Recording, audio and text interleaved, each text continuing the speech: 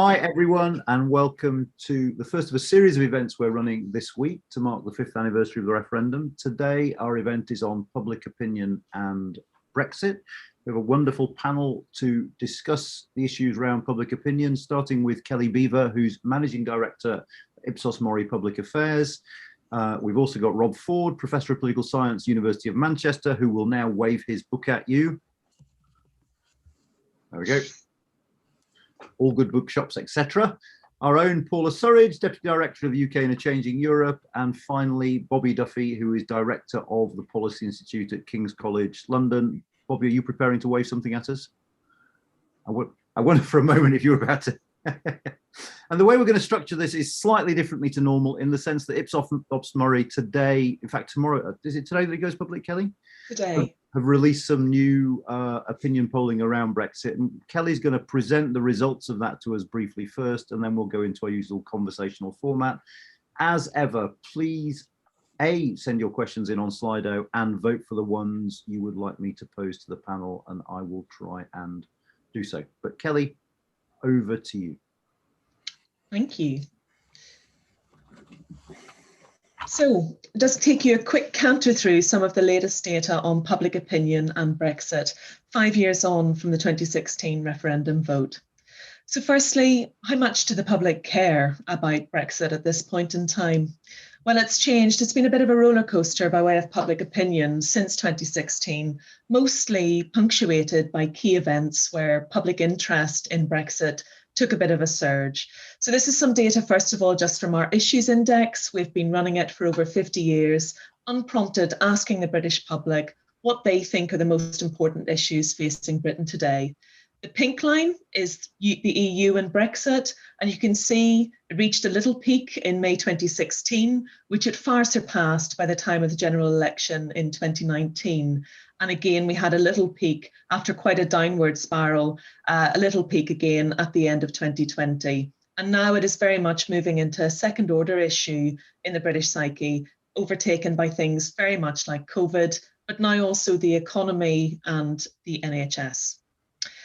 But how does the reality for the public compare to what their expectations were of Brexit?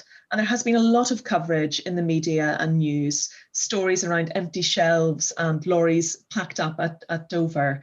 And actually, when you ask the public about what impact they've noticed in their daily lives, most of them will tell you that they haven't really seen a difference yet. We see 6 in 10 say it's made no difference to their daily lives, but a significant minority of 3 in 10 say that it has made their daily life worse. And when you look at who's saying that, it does tend to be people who have voted Remain, also voted Labour in 2019. They tend to be graduates, higher socioeconomic class as well. So what about other people? Have we noticed other people around us whose job or business has been positively or negatively affected? Well, in the main, no, but a quarter do say that they know somebody personally whose job or business has been negatively affected by Brexit. And who are they? Again, a very similar profile to those who say they've had a negative effect on their lives. Overall, just under half think Brexit is going pretty much as they expected. We find Remain voters being more negative than those that voted Leave. And overall, around half say it's just as we expected it was going to be. But British public do recognise that negotiations are not over and that we're still very much in the early stages. Only 1 in 7 think that the future relationship with the EU is now mostly decided and is hardly going to change over the next few years. But we have as many as over 2 in 5 who think that there are still many important issues that need finalised, and there are going to be lots more negotiations. Those who voted Remain are much more likely to say that they see there being a significant period of negotiation yet to come. And in the middle, we have around a quarter who think there are some important areas that are left to decide, but we have the broad outlines of what our future relationship with the EU will be. And of course, much of the conversation throughout the transition period did relate to the industry in the UK and the different sectors and how they would be impacted by Brexit. And when we asked Britons, this data is from June, we also asked it back in March, it hasn't changed very much since then. When you ask Britons today whether they think that Britain's exit from the EU is going to have a positive, negative or no impact on those sectors, For all of the sectors, we see more people saying a negative impact than a positive. And up top around negative impact are the sectors of transportation and haulage, agriculture, automotive, and of course, hospitality and leisure as well. But Brexit hasn't been happening in a vacuum, and in particular over the last year and a half, the British ability and the UK's ability to flex its sovereignty has really been in the public eye as the UK government has grappled with the issues around the pandemic. And what that has done is given people something to be quite positive about as well. We have seen a positive response specifically around the vaccination effort in the UK and how that compares to how Britain may have performed within the EU. So overall, Britons do think that Brexit has made Britain's response to COVID-19 more better. People think more people think better than worse. Again, strongly felt amongst Leave supporters, but even amongst Remain, we still see more saying it has been better than worse. And it is very much the vaccination programme and people's perception of that that is driving their views on how the UK has been handling the pandemic. They do not perceive that the UK has performed better than the EU on things like national lockdowns, which we know have been very controversial. And whilst we do agree about some things like the fantastic work of the NHS and the vaccinations programme, there are some areas where we still see that Brexit divisions have endured, and that really is around some of the identities piece. So Brexit identities, whilst they are still there, they have softened, and we can see evidence of this in the polling. So in 2019, almost 55% would say they very strongly would associate as being a Remainer or a Leaver. That's down as low as now 35% in 2021. So there are some softening of those identities.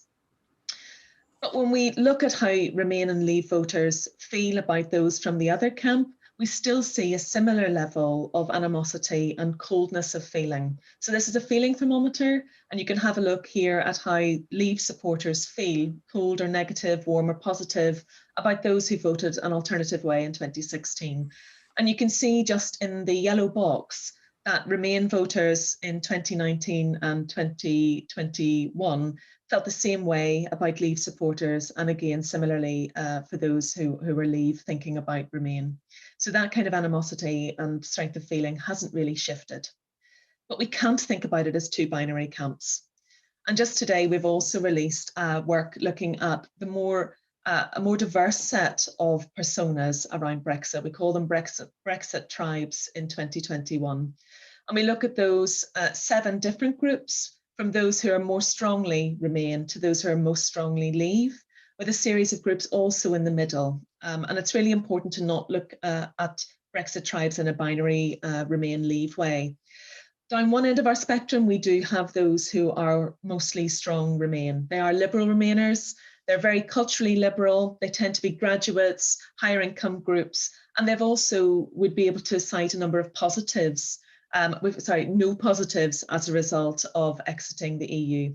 Next to them, we have our anxious Remainers who are very pro-Remain, but they're also culturally moderate and quite pragmatically motivated. And so when you ask them about whether there are positives as a result of Brexit, they can cite a small number of positives as a result. At the other end of the spectrum, we have our Traditionalist Levers. They're most strongly Leave and they're very culturally conservative. They also tend to be not graduates, older, lower income, and also based in the North and Midlands. They can see no downsides to Brexit as it stands today. And then slightly moving inwards, you find our Globalist Levers. So they're pro-Leave, pro-globalisation, but more economically right-wing. And then in the middle, we have these 3 groups who have less strong identities towards Brexit or Remain. Our young Middle Britain, who are tending to lean Remain, but to not have a strong Brexit identity, and similar attitudes to the average person in Britain today. They are younger, they are working, they are average income, and they also are more likely to be women. Are politically disengaged then, right smack in the centre, which is about 13% of the overall population, quite disengaged with Brexit, politics, mostly weak identities and attitudes around Brexit. They tend to be lower income and social grade as well, and also more likely to be female. And then our last group, which is the Entrepreneurial Young. This is a smaller group who don't have a very strong identity with Brexit or Remain, but they do economically lean to the right, and they do tend to be more male than female. So it's just useful to think about a much wider variety of viewpoints on Brexit, Remain, and also those who are more disengaged in the centre. And when we plot our Brexit tribes by cultural and economic values, you can see how the Remain and Leave groups themselves are quite different on some of those cultural and economic values, because not just being on the same side, it doesn't mean that your views are all the same. It's partly underpinned by values as well. So, for example, looking at our liberal Remainers versus our anxious Remainers, liberal Remainers much more economically left than our anxious Remainers, though they are still left, but they are certainly more culturally liberal. The anxious Remainers just tipping into the cultural conservative camp there. And what that means is when you look at some of the value statements, things like political correctness is a good thing, you're much more likely to see the liberal Remainers agreeing with that sentiment. 64% of them would agree with that, by comparison to only 16% in our anxious Remainers group. So even that group are quite divided on some values. And then again, when you look at our traditionalist levers versus our global levers, traditionalist levers much more culturally conservative than global levers more economically right than traditionalist levers who are more moderate on the economy. And what we see there again on value sentiments is quite a bit of difference. So a good statement to test them on are things like having a mix of people in your area makes it a more enjoyable place to live. And with our globalist levers, they're much more likely to state that's the case. 56% of them would agree with that statement, by comparison to only 14% in the traditionalist levers camp. And of course, there are also alignments across the fence. So we see values alignments between our anxious Remainers and our traditionalist levers, particularly around sentiments like things were better in the past. And similarly, alignments across the divide between our liberal Remainers and our globalist levers on sentiments like globalisation is good for Britain. So some key takeaways: Brexit hasn't gone away, people know that, but some of the personal impacts they expected to materialise haven't quite materialised yet. Secondly, perceptions of the expected impacts and also the success of Brexit are very underpinned still by those original Brexit identities. Thirdly, many of the underlying value-driven divides which did underpin Brexit are still there and visible in society. And lastly, don't forget, there are just as many people in the middle ground who don't have very strong Brexit identities and can see both sides of the arguments, and their judgment can still change depending on what happens next. Thanks very much. Thanks ever so much, Kelly. That was really fascinating. And now, very predictably, panel, I've completely forgotten the order I suggested to you to start with, and I'm going to start with Paula. So apologies, Paula. Simply because that diagram of Brexit tribes sort of reminded me of a lot of the sort of academic work you've done around this, the sort of the four squares and where people place themselves in that. As a political scientist sort of who's been very, very engaged in talking about, studying and writing about elections, was there anything about the most recent findings that surprised you in terms of movement, or was that pretty much where you'd expect things to be now? It was pretty much where I expected things to be, but I think there were some useful things in that sort of space chart that we could pull out. I've been saying for a while that it's important to understand these divides within the Leave and Remain side, and Kelly's presentation really brought those out.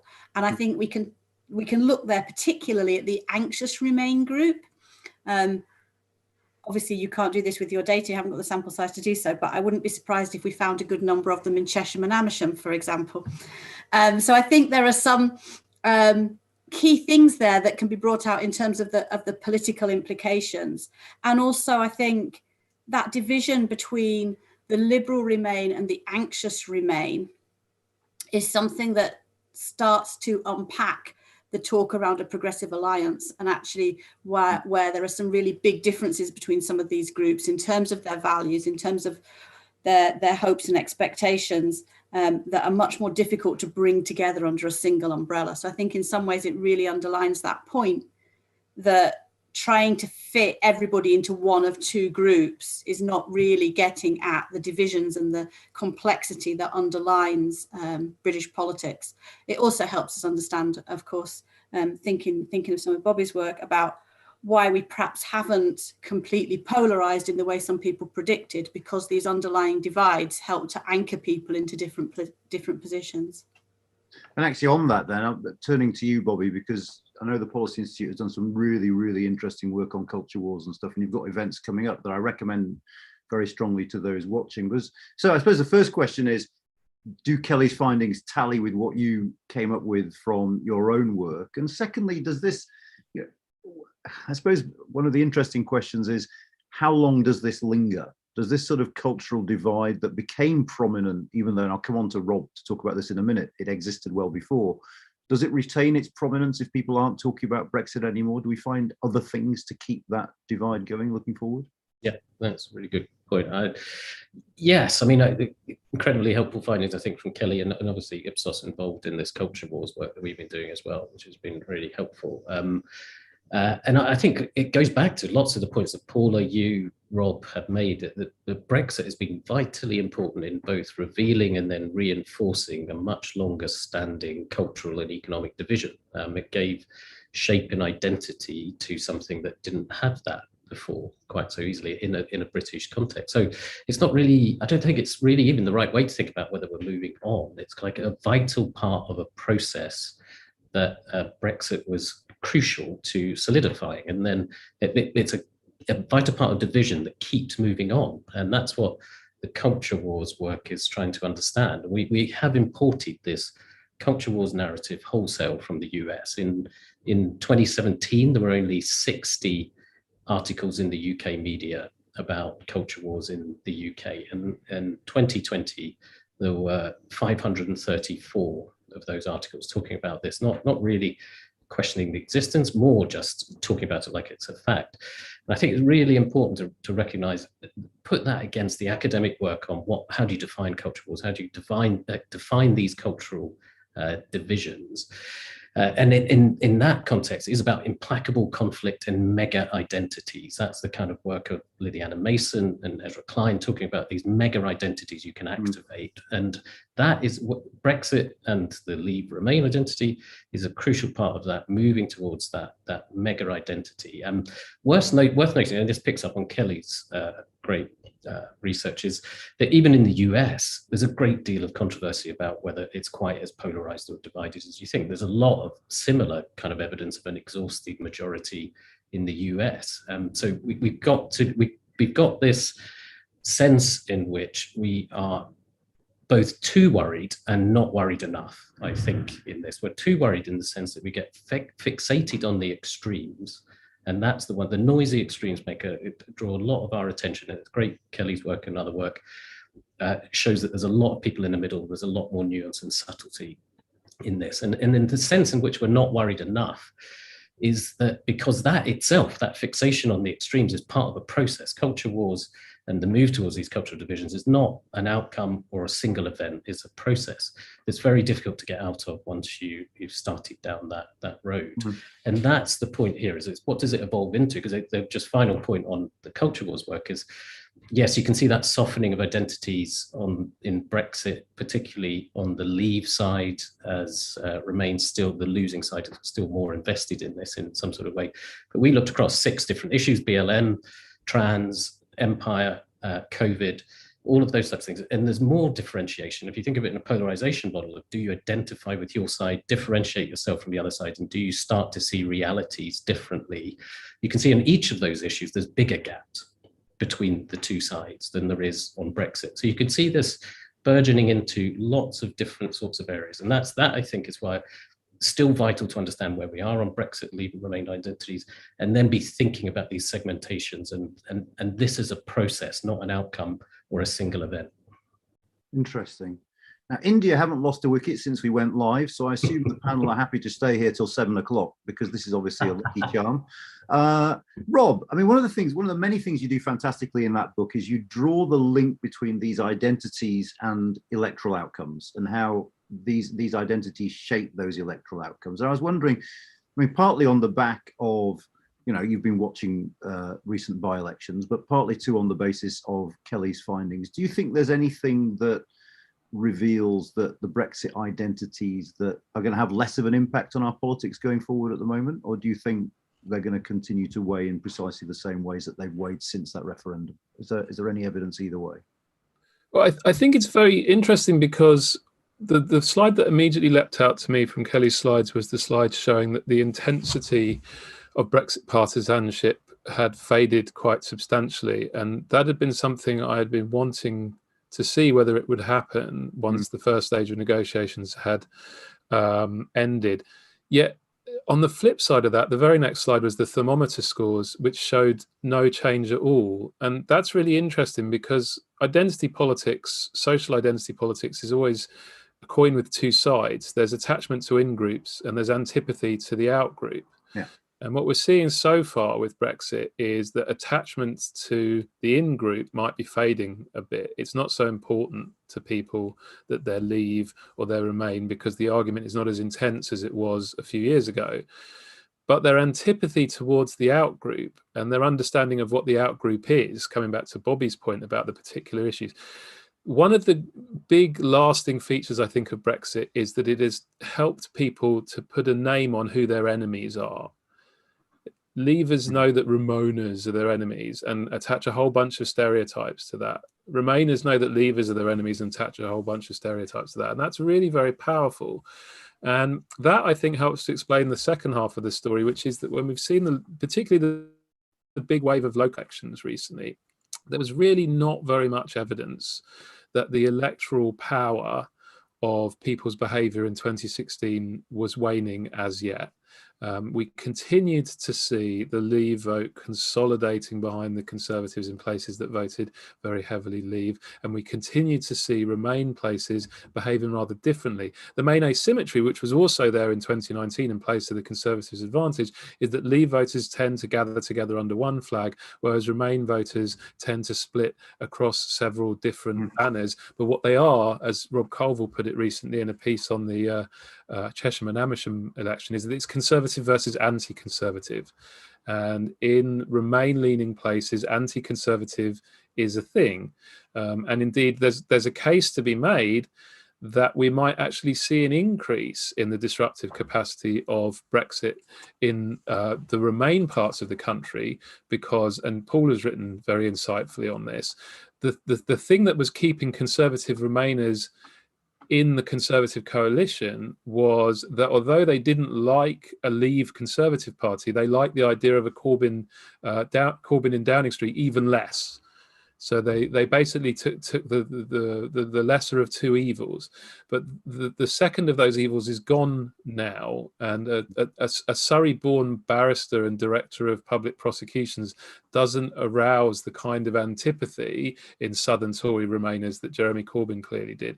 So, number one, sense of they are different to us and we don't like them very much. Number two, as Bobby noted, that maps onto lots of issues. Number three, incidentally, I didn't mention that before, the Conservatives have a strong incentive to keep trying to put those issues onto the agenda because that's what unifies their 2019 coalition. But number four, there's a growing risk to them of putting that on the agenda regularly because it's going to be easier for their Remain voters to go to the exit if they start to see the Conservatives as primarily a party that are by, for and of their Brexit outgroup. Yeah, I think that Brexit, we're not done with Brexit on the politics front at all. I mean, I know that Paula made a lot of new friends on Twitter for making that point about Jeremy Corbyn. So that was all very great. But keep your questions coming in. Actually, there's one other thing that I just want to, I mean, any of you might want to come back on this, which is on that issue salience chart that Kelly showed. It's interesting, the economy is nudging up actually quite a lot.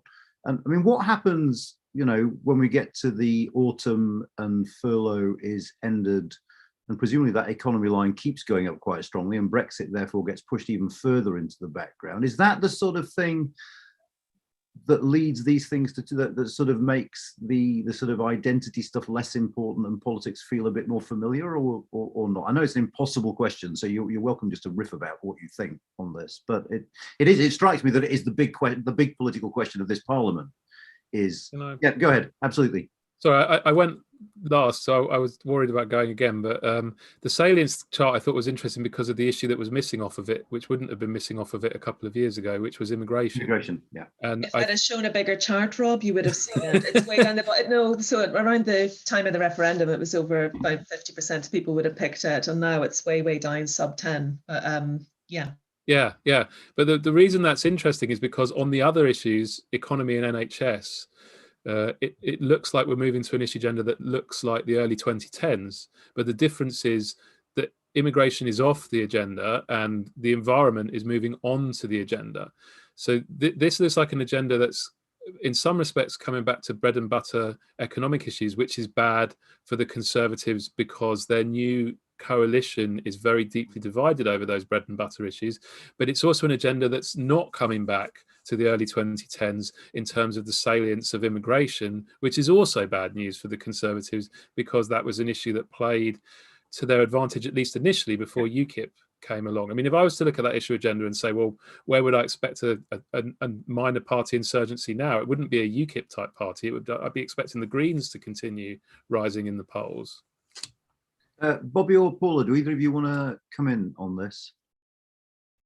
You're welcome to.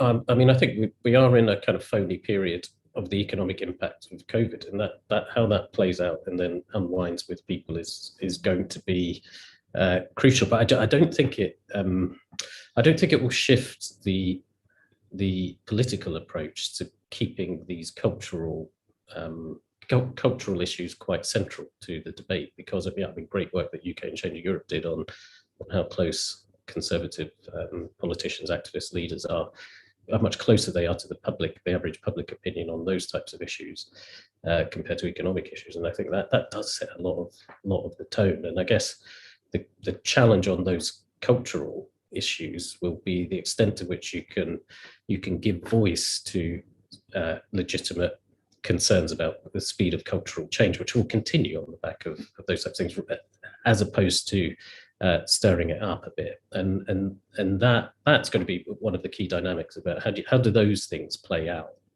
over the next few months as the economic impacts start to unwind, because what you don't want is that to become a distraction tactic from economic bad news. But in that sense, we've got a question in about this. The sort of the pandemic presumably helps hide some of the economics of Brexit. So does that in a way give the government a bit of a pass? And they've negotiated a Brexit deal that is going to have significant economic impact, but it so happens that at the same time we have an emergence from lockdown that's going to have far more visible economic impacts in the short term. Does that help as far as the government is concerned, avoid them taking responsibility for some of the implications of the Brexit decisions they've made in the eyes of the public? If I could just give a bit more context, I guess, to the person's question a little. So it hasn't just hidden the economic impact of Brexit, it has actually hidden or masked quite a lot of other impacts that people would have felt from Brexit, but things like travel and mobility. Obviously, people haven't been travelling or mobile as a result, and that would have been a major impact for people in parts of the UK that are currently saying they haven't really felt that impact. But also on food, we asked a question back in March about people's expectations around rising food prices, and again, lack of supply through COVID as opposed to through Brexit. And so there's quite a bit of the impact for people of Brexit, not just the economic impact, which will be hidden and masked as a result of COVID, and that will only really come to light. And we pray to God that COVID passes, the back end of this year, early 2022. Anyone else want to come in? I think I'd just add one other thing to what everybody else has said, and that's even if we return to a more normal political agenda, we've still now got this set of identities that have been generated from Brexit. So we're still going to have that divide. People are still going to have those identities, and that will change how they respond to economic issues potentially, but it will also change how the government want to try and frame economic issues, or even non-cultural issues. And we've seen that through some of the, I mean, you could argue that's the case with the education report yesterday, that's an example of something where it's really about economics and spending on education, but it can be made to be about something else. And I think that's something that we're going to see going forward, that these two sets of values that define very distinctive groups, as Kelly's final slide showed, are going to start to be used and merged together in different ways when we start to talk about different issues again. And I don't think we can quite predict how that's going to play out. Interesting. Just, I mean, for you, Robin, if anyone else wants to chip in, they can. Linda Brooks asking, given that the salience of immigration has dropped so massively, is that because public opinion has changed? People have changed their views, or is it because they think immigration has been taken care of because we left the European Union, or indeed because of the pandemic, I suppose? It's a little bit of both, actually. Certainly, we've seen pretty much from the moment of the referendum vote itself a pretty sharp shift in immigration attitudes across the board. So this isn't just a matter of salience. It's also, if you ask people what they think the economic impact of immigration is, what they think the cultural impact of immigration is, people have become consistently more positive about these things than they were in, again, say the early 2010s when UKIP were taking off. And that's actually on both sides of the Brexit divide as well. It's quite a general shift. So certainly, and incidentally, for measures that we have going back further, British voters are probably more positive about immigrants and more open on immigration policy than they have been at any point for which we have reliable data. So contra sometimes the Remain narrative about Britain becoming more inward looking and wanting to throw up walls and fences, actually public opinion has never been more open and outward looking in that regard. However, part of the reason for that does seem to be that Leave voters in particular expect to get an immigration policy that better fits their preferences. But it's important to remember what that means in concrete terms. Aside from a small minority, it has never been the case that most of those who voted Leave wanted no immigration whatsoever. What they wanted was an immigration policy that was controlled by the national government and basically biased towards those with stronger skills and better able to make an economic contribution. And that, in a kind of one line sort of tweet type perspective, is what government's current immigration policy is. So in that sense, we would expect that these kinds of Leave voters would be happy because they're getting what they want. But incidentally, it's also an immigration policy that most Remain voters are pretty happy with. It's really just not the case that free movement, particularly over such a large and diverse area, was ever a particularly popular framework for doing immigration policy. And what we have now looks a bit more sustainable on both sides of the EU divide. And if anything, government policy now looks more restrictive than where the public are. We're actually in a position where politicians campaigning for more liberal immigration policies, that could actually be a vote winner in the current context.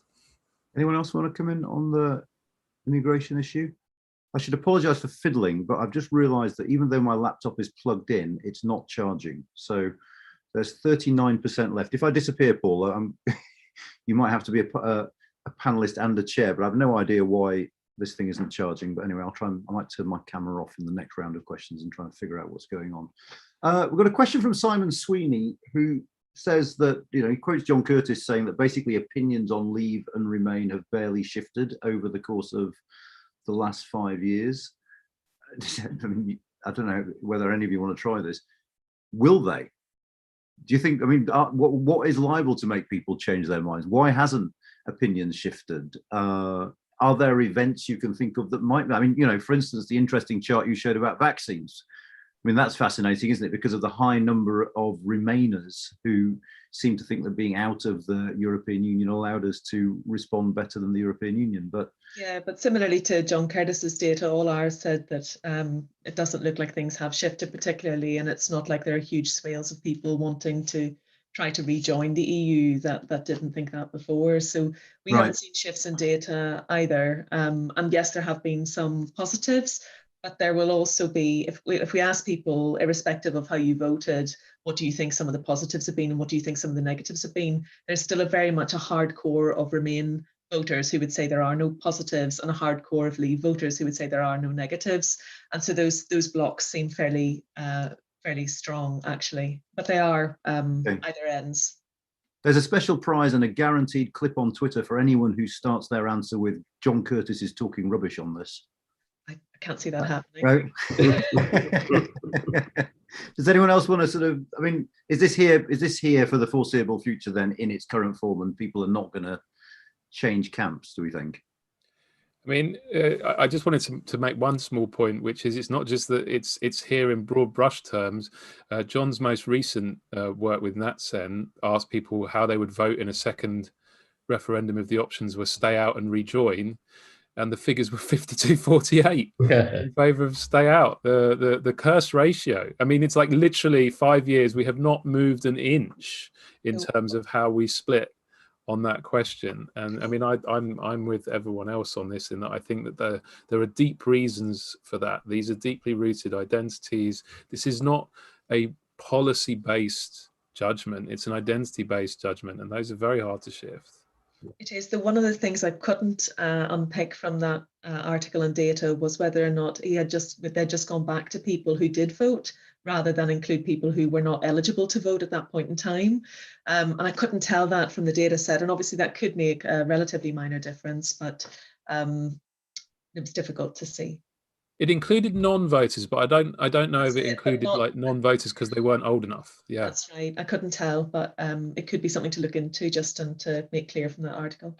That always used to be one of the explanations John gave for the with apologies, Kelly, YouGov data on right decision, wrong decision, was that actually the data included people who weren't eligible to vote in 2016 who were being incorporated more, and that accounted for the drift. But I don't know if it's the case in this particular case. Does anyone else want to come in on this sort of lack of change in the numbers? I think just again to refer to the data at the start, those kind of thermometer ratings of the opposite group, you're quite likely to swap to a group that you feel that level of animosity to. So I think that reinforces the fact that these are identity positions, and therefore they're not likely to be ones that are, you know, overturned by the particularities of a deal or anything else that might happen between in the coming years.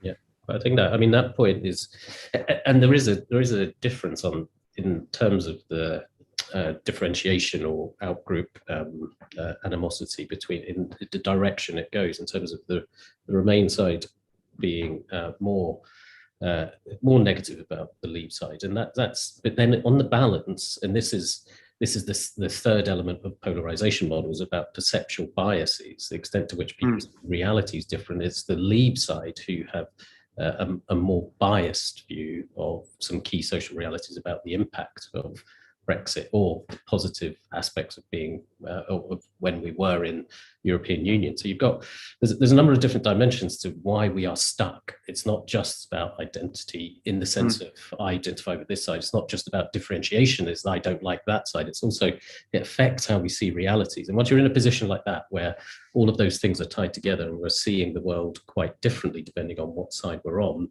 that doesn't shift very much. That is pretty solid. And I guess again, going back to the book, I think the main thing is it will continue to evolve.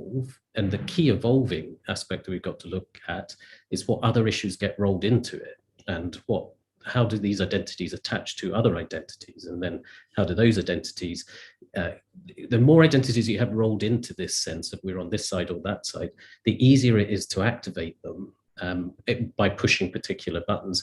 And that's the US point about the more you activate them, the stronger they become. And that is the issue with how it will evolve. Less about Brexit itself and whether you're on one side or the other, or whether you shift, more about what does it bleed into to become this sort of sense of mega identity, and that because that becomes self-fulfilling as a stronger and stronger identity. That's interesting. My computer's now telling me that if I want my battery to last, I should turn off Zoom, which is really helpful. Anyway, there's a load of good questions coming. I mean, the first one perhaps isn't a fair one. I'll put it to you, and if no one feels comfortable answering it, I just wondered if any of you had seen any public opinion data about the impact of Brexit on European politics, which I'm going to take to mean public opinion in the other member states. What has been the impact of Brexit on that? Is anyone willing to? I should say, actually, Chris, that if you want a meatier discussion about that, about the politics of the member states in particular, we've got an event tomorrow morning on the UK-EU relationship where that will come up explicitly. But is anyone willing to? Yep, Rob? I'll very briefly make two points, and it's not my area of expertise compared to the people you've no doubt got lined up tomorrow. But the first is that in the short run, there was a very robust, I believe, bounce upwards in support for the EU across European member states, much of which I believe has endured. And secondly, we've also seen a kind of lasting impact on something I do know a little bit more about, which is the politics of the radical right. Around about the time of the referendum itself, people like Marine Le Pen, people like Salvini in Italy, people like Wilders in the Netherlands were talking, you know, about Frexit and Italexit and all sorts of other violations of the English language. Grexit was another one. That's all gone now, and I think it's because, you know, populist radical right politicians, they follow pretty closely what their voters think, and clearly even pretty nationalistic, even pretty Eurosceptic voters in most EU countries have taken a look at what's happened with Brexit and said, well, that's probably not the route to get what we want. So there's been quite a change in that party family's attitude towards the EU. They're still Euro-critical, but they're not, you know, I want to leave Euro-critical. It does strike me that that's a crucial distinction between, you know, support for leaving versus liking of the European Union. So it might be, in a sense, that you end up with an EU population that doesn't want to leave because they've seen what that entails, but don't really like the European Union either, which actually doesn't make for a particularly smooth ride for the European Union. It ends up looking a bit like a gilded cage. But does anyone else want to come in on this particular question? There's a wonderful question here, which I'm going to give to you first, Kelly, from Carol Hayden. What are anxious Remainers anxious about? Anxious about Brexit. They're anxious about, they're waiting to see the problems arise. They can find a few things that they can point to as positive outcomes, but they're still very much anxious about what all Brexit will entail. That's why they're anxious. Okay, I'm happy to take other names if you can come up with a better one. And one from Michael Picken here, which I think is a good question, which is there any real point talking about British public opinion anymore when you have four nations with fundamentally different public opinions? And it might give you a segue to talk briefly about the differences, if you wouldn't mind, anyone. Yes, well, there are quite differences in opinion. We did break it out for areas where parts of the UK where we thought we could get a decent enough number to have a look, and there are quite big differences between people's views in Scotland versus England, and you can imagine what they would be. And so I think whilst we're showing the overall GB data today, and I've shown you some of that, there are some significant differences in people's views of how things are going. Scottish less likely to say it's going well, almost akin to the Remain numbers, and also on the importance of the relationship in future with the European Union. People in Scotland feel much more strongly about that as a top relationship for them comparatively to people in England. They're actually increasing their support for things like the Commonwealth, though I would hazard a guess that they may not be able to name all the countries in the Commonwealth. Before I turn to the others, and I will, is there what was the figure on the vaccine? I don't know if you can remember this, Kelly. It's horribly unfair to ask you. 7 and 10, 68%, 7 and 10. Who think that the UK, and for Scotland? Yeah. I don't know. Okay. It'd be interesting to know whether the Scots shared that view. But in terms of British politics more generally, is it a useful term if you're studying public opinion? I suppose this is Paula and Rob first and foremost.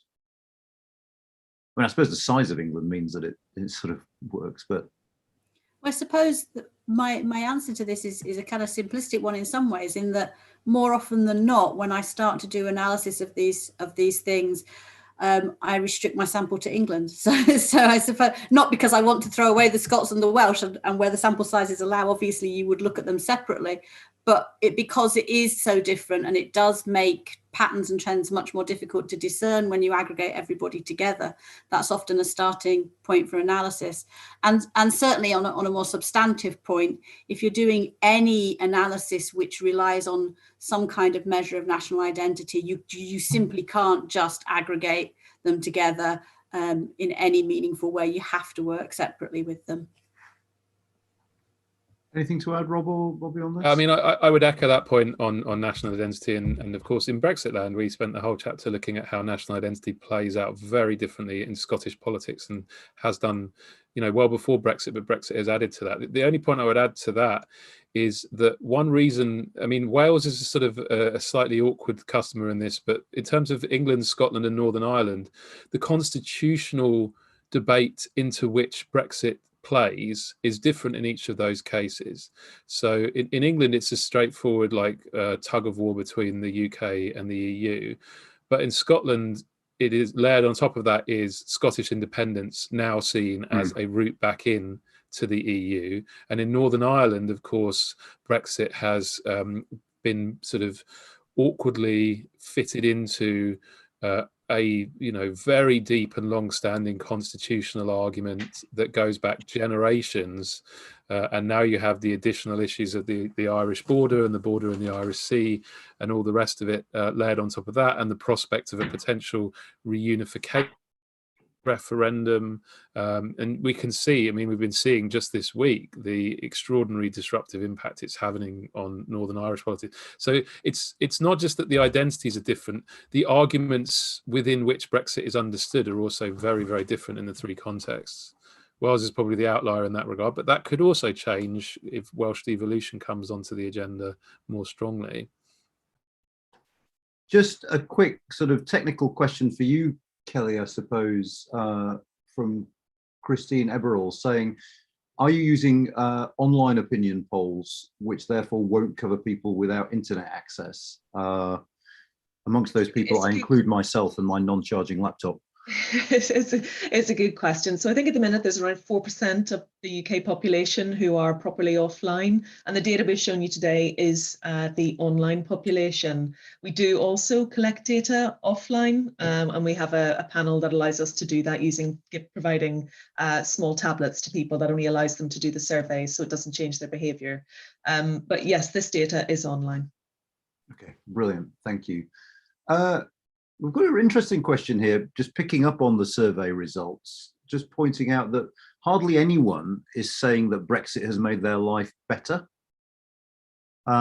Will this have implications down the line politically, do we think? And actually, Paul, you can talk about our Guardian article. I could. So potentially, yes.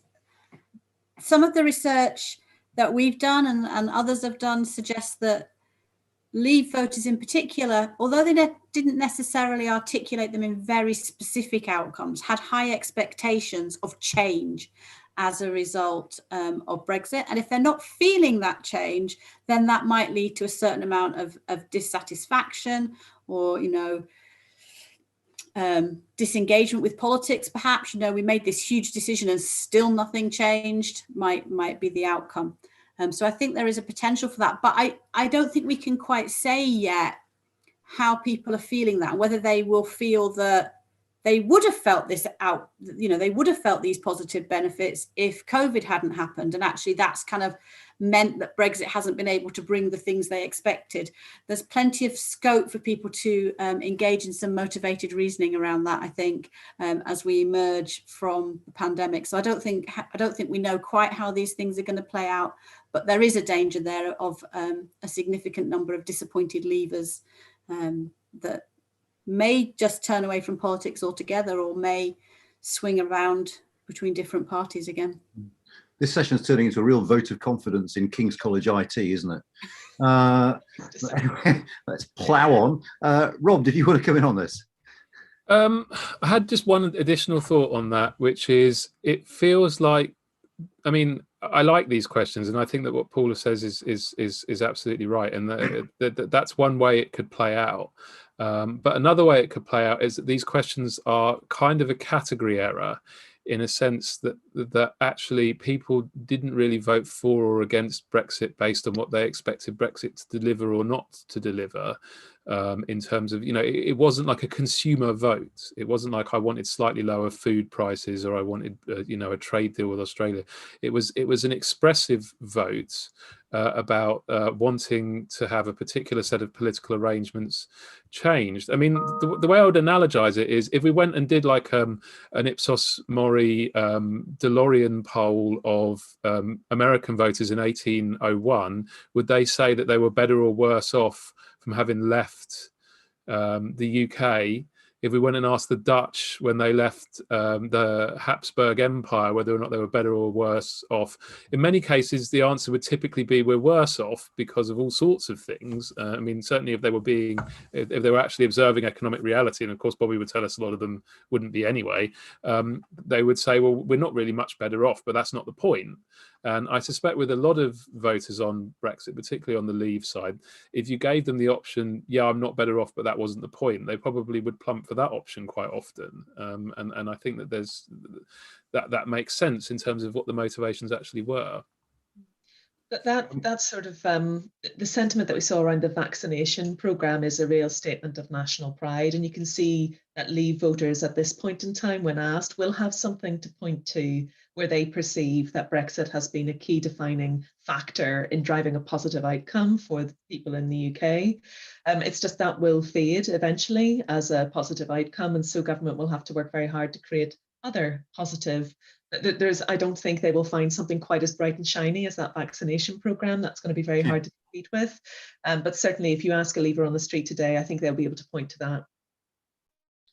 Bobby, I hope your internet is now functioning. The question I'm going to put to you first, and I am going to turn my camera off in a sec because my power is getting perilously low and I need to figure out what's going on here. But and actually you'll all want to come in on this, I think, but why has level of education become a central divide? And the question goes on, what is it about higher education that liberalizes? Now, it might be that you want to dispute the premise of that second part of the question, but why is education now a key divider? That's a really good question. I mean, I come at that I've just finished writing a book, which I don't have one to hold up because it's literally just finished, on generational differences. And it is, it's just a remarkable change. When you look at, I've been plotting generational lines, synthetic cohort lines that track people back into the 70s or 80s.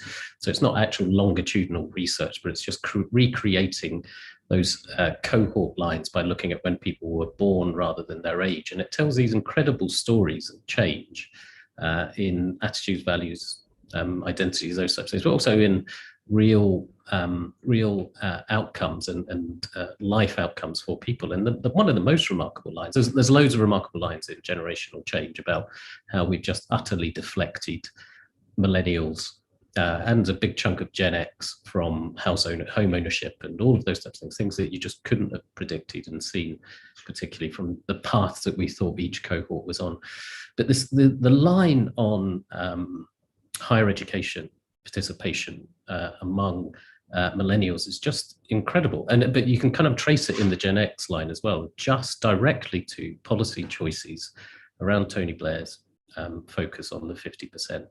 And you get this immediate bump and then an incredibly different sort of life course for millennials. It just steep takeoff until you got to this level. So it is one of the big cultural and real life changes that we've lived through that we haven't really paid masses of attention to in many ways. I mean, it has been a feature of life for lots of people, but it hasn't really potentially had the focus that it deserved for something so big. You just don't see changes like that. Very different from the US, for example, which is a much longer standing investment in higher education among the public, but much shallower lines with not that sort of steep change. So when you see big changes like that, it's bound to have a knock-on effect in terms of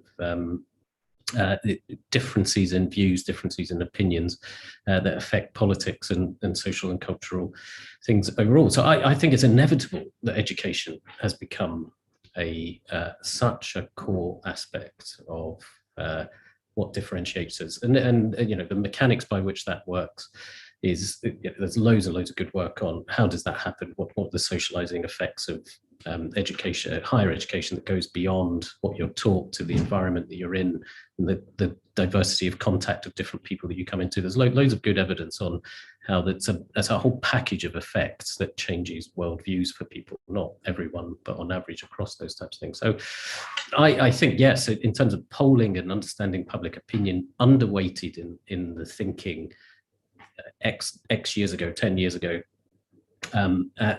relative to this demographic change that we've seen. But then all of the understanding of public opinion did catch up with that pretty quickly, and it has become a key feature. And I think from a policy point of view going forward, what government does on that about the support for higher education and then how do you get that to work for more of the population through further education and more technical education is both a key policy choice and a political choice. And there is going to be that balance between those two things, what you're trying to achieve and what does it mean for political opinions too. And that's going to get really messy and tied up together.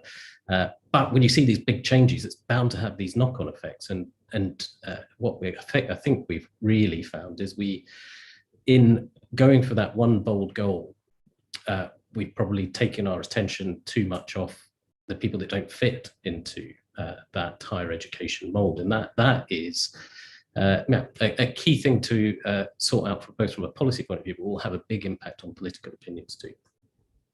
Let me just warn you, particularly you, Paula, that all I have achieved is to lose 5% more from my battery, my tinkering. And I have, before anyone asks, yes, I have turned the cricket off. I've turned everything off, but I'm not going to I don't think this computer is going to make it through the next 20 minutes. So when I disappear, so A, let me thank you in advance, and B, let's keep going with this, because I imagine Paula, Rob and Kelly, someone's going to have something to say about this educational divide. So anyone else want to chip in on this? It's such a big deal. I think we've probably all got things to say, but I'll chip in some. I happened to be thinking about this yesterday in the context of the education report that came out, and I've spent all my time in higher education also working on widening participation initiatives that have been going on the entire, for at least the last 20 years. And during those, one thing that always comes through in the data is the extent to which we've increased participation without widening it as much as we would like to have done.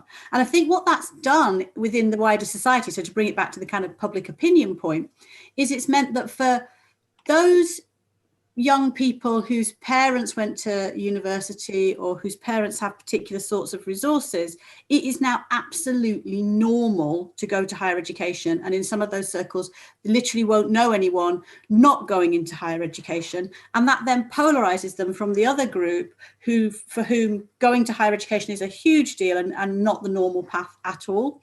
And I think that's something we haven't perhaps grappled with as much as we could have done in terms of how that's pushed the different life experiences, the polarization and so on that we've seen in our society and in our politics. Alongside that, I'd also just want to make a point about when we talk about young people and politics, we almost always talk about young people with degrees in politics, and actually political participation amongst young people who don't go into higher education, which is about 50% of 18-year-olds, is really, really low. It's only about 1 in 3 who vote, many of whom are not even represented in public opinion surveys. So we get quite a skewed perception of what's happening in terms of young people and politics, because we're focusing just on that one group. I could say lots more about why education liberalizes, but perhaps I can pick that up at another time. People can ping me on Twitter if they want more on that. Yeah, I've also got a fair number of things to say about this. The emergence of education divides is a big theme in the book that I was waving around a little while earlier. I'll resist the urge to wave it around again. But I think a few of the points I'd like to make are, firstly, education divides us on many of the new issues that have come to define our politics. And one of the reasons those new issues have come to define our politics is not because those divides are new, but because the demographic calculus has changed. Degree holders were liberal in 1964, but there weren't very many of them, and therefore it wasn't particularly important that they were a lot more liberal than school leavers. They're now 35% of the electorate, and that rises by about a percentage point every year and a half or so. So now it really place a very small kid on the seesaw with a very large kid on the seesaw. The dynamics of the seesaw change, and that will continue. One other thing I do want to say on it as well is there's a side to education divides, which I've talked a lot about in my work, which is about how they divide us on attitudes to do with national identity, immigration, in-group, out-groups, and all this kind of thing.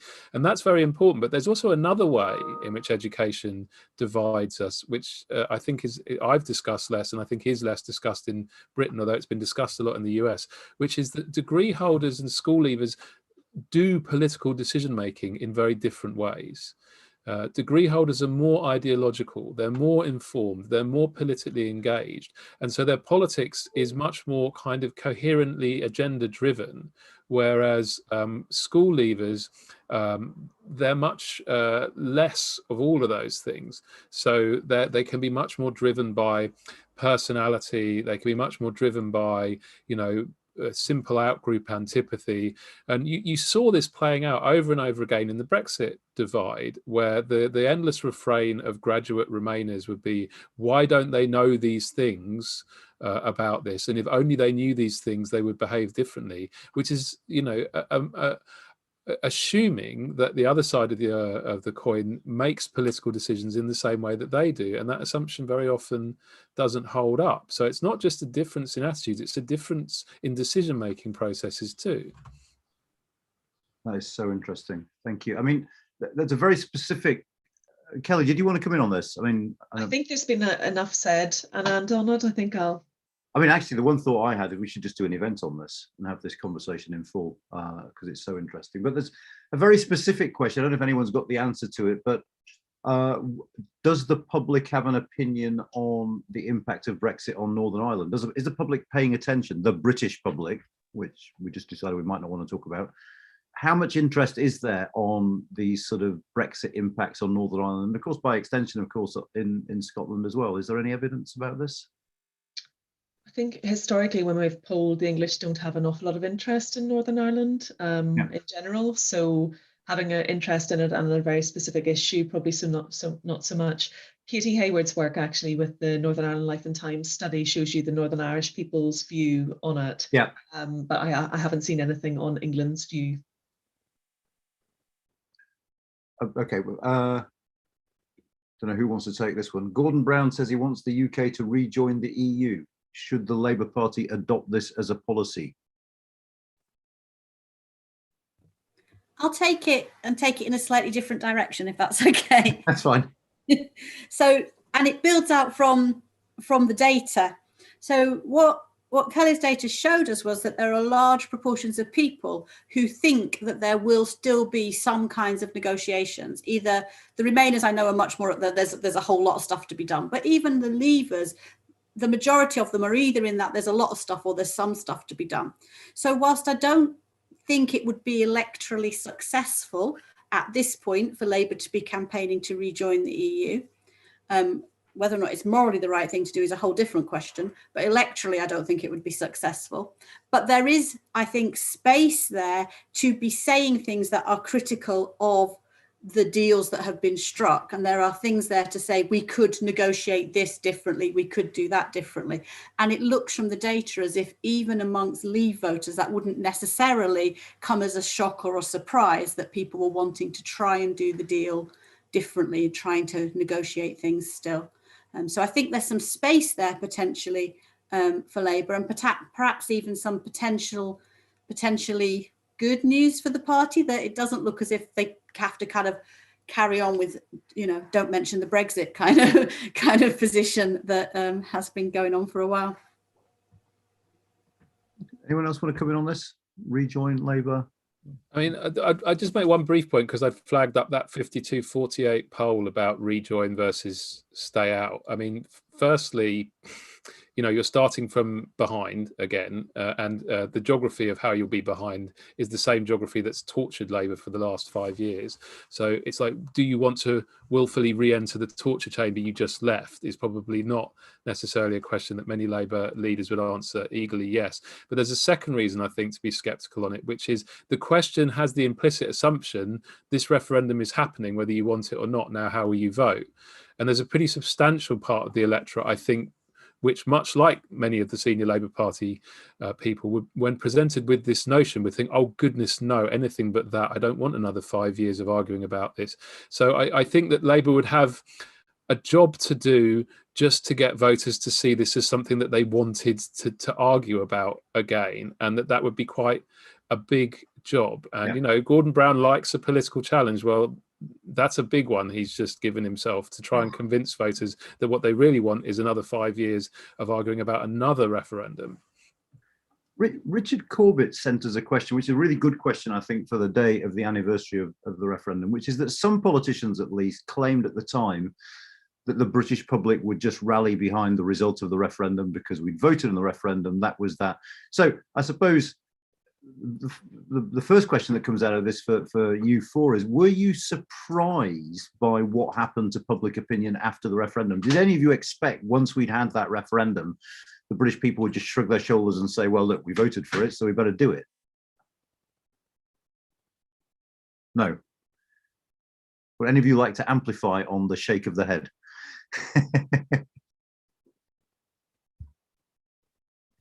I mean, you only really needed to be watching what happened in Scotland to know that that was a quite unlikely outcome.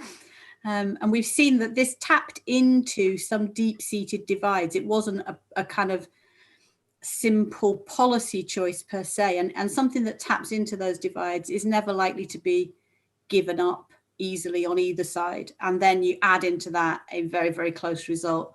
I think it was unlikely that people were ever just going to get on board with it. From the day of the result, at least you might conceivably have thought that before the result, but afterwards it didn't seem likely. Or indeed the tone of the campaign and how divisive that campaign was.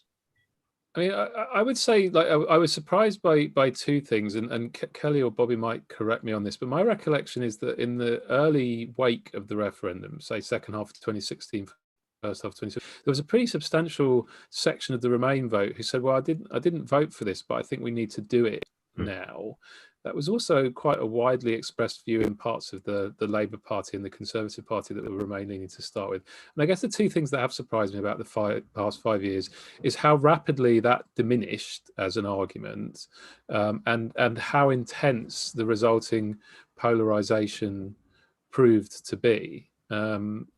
So in a sense, we did end up with Get Brexit Done being a winning argument, but I'm surprised it wasn't a winning argument a bit earlier in the process, perhaps. And partly that could just be path dependency because of the weak May government with no majority kind of opening the door to relitigating everything. But I felt like there was it's not what I ordered, but I'm going to accept it, segment of the public that kind of seemed to disappear quicker than I would have expected. Yeah, I think it might be partly related to the nature of the retreat from a more connected to EU deal. And I think over time people got,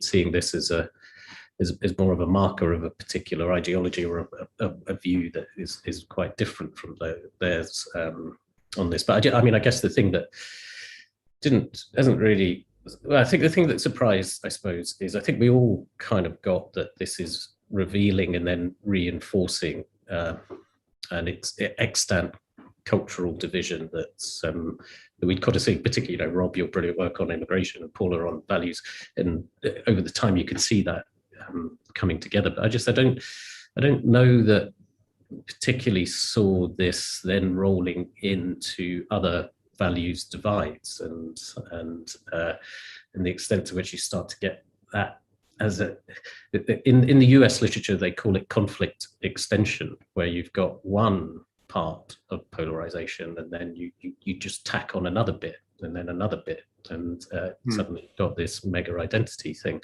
And it's that element of it is, it shouldn't have been a surprise, but it's probably, could we have predicted back then we're going to be talking about a culture war, you know, almost endlessly by 2020, 2021? And I probably wouldn't have said that, but probably should have thought that we're on this polarization track now that ends in culture wars. If you just look across to the US, and that's the start of the process. We don't have the religious divisions that they have in the US as a basis for this. Now we've created one, and we're rolling that in. And so I suppose that was, it's not so much the longevity or the depth of those types of things, it's more the extension of it, I suppose, is the surprise that shouldn't have been a surprise to us.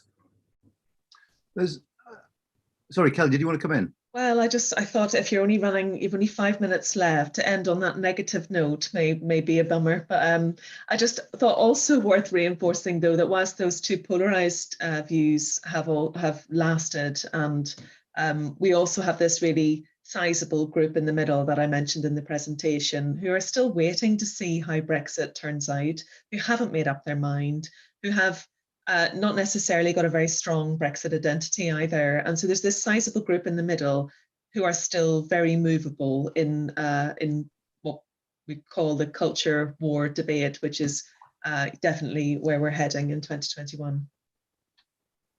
There's been a couple of questions, and these might be the questions to round us off, on the sort of age differential. Let's say younger people being more pro-Remain, older people being more pro-Leave. And a couple of people go on to say, if that is still the case, that there is that age divide, doesn't that somehow alter how we think about the issue of rejoining in the future? Because these younger people, you know, more and more of them will be eligible to vote, that the sort of overall demographic makeup of the population will change. Doesn't that mean that we're going to drift towards being more positive about the European Union? I know you like talking about age up cohorts, Rob, so I will let you have a go at this in a minute. But who would like to go first on this? That A, is it still a big division by age? And B, if that is the case, doesn't that mean, I mean, it always reminds me this of the argument that the Republicans have no future in US politics because of demographics for the last 20 years, as far as I can remember. But is there some truth to this? I can have a go, and then it is in that same age period cohort effect point that Rob covers, but it's effectively what I've been looking at in the generational book in the US and the UK. And there is definitely a life cycle effect that shifts people, as well as age. There's definitely an age effect as well as a cohort and period effect, that these things shift around. So yeah, the prediction of we've got a coalition of the ascendant in the US and then in the UK that's going to change the balance of opinion on things like this has always been made, and then is always less powerful than you think, because we tend to focus on one of those three effects, and it quite often is the cohort effect, that we've got a different set of young people coming through, but they do change as they age, and period effects, shocks intervene to take the edge off that. So I think that is why we see the same sort of, so if you track the attitudes to immigration of Gen X, whether they're in favor or against immigration for Gen X, and you start with the same age group back in the 90s, so start with the 18 to 29-year-olds in the 90s, they're the same group in the 90s, that kind of Gen X and 18 to 29-year-olds, but then you track them through time, looking at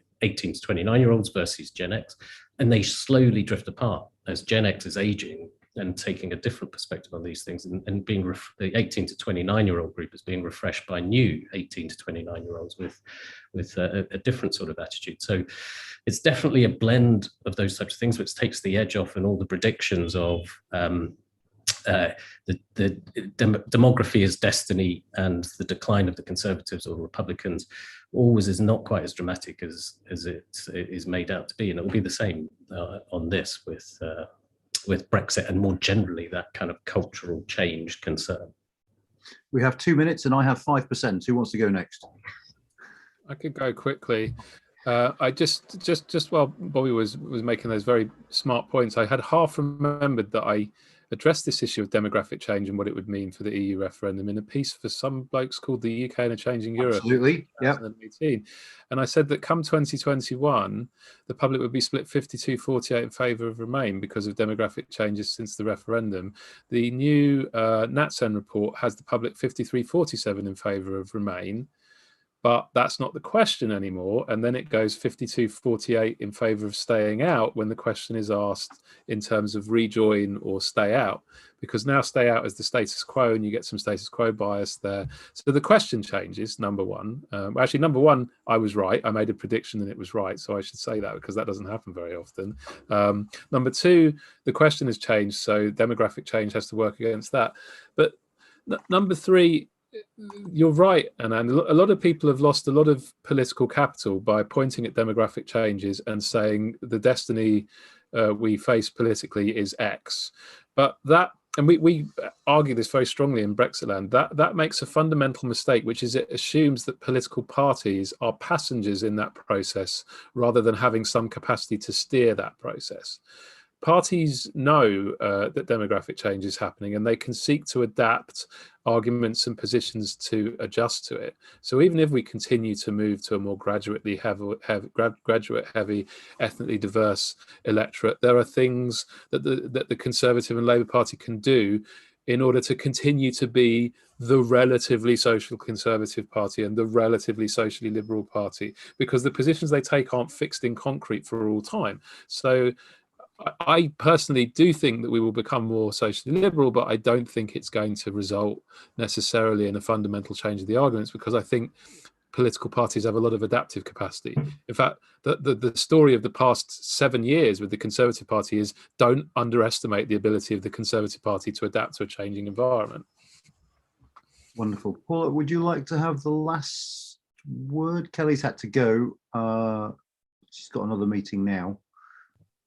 The only thing I would just add to the points that Bobby and Rob have made is that what looks like a really large age differential actually is being conflated with the education changes that we were just discussing. And there are age effects. I don't want to say there aren't age effects, but they are smaller than they sometimes appear once you take education into account as well. And that's where remembering that group of young people who don't go into higher education and often don't feature in online panels is really important for thinking about how those changes move through.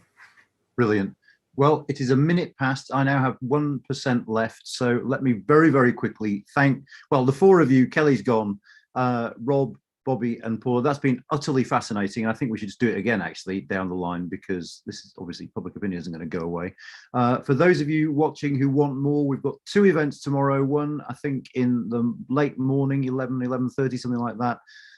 Which is on the future of the UK-EU relationship with a very, very good panel. And then we've got our In Conversation with David Frost. That'll work well if my power goes with two people, which is, I think, at 6 o'clock in the evening. So I think you can still sign on for both of those. Please do enjoy the rest of your day. Do not talk to me about cricket ever again. Lovely. Thank you all very much indeed.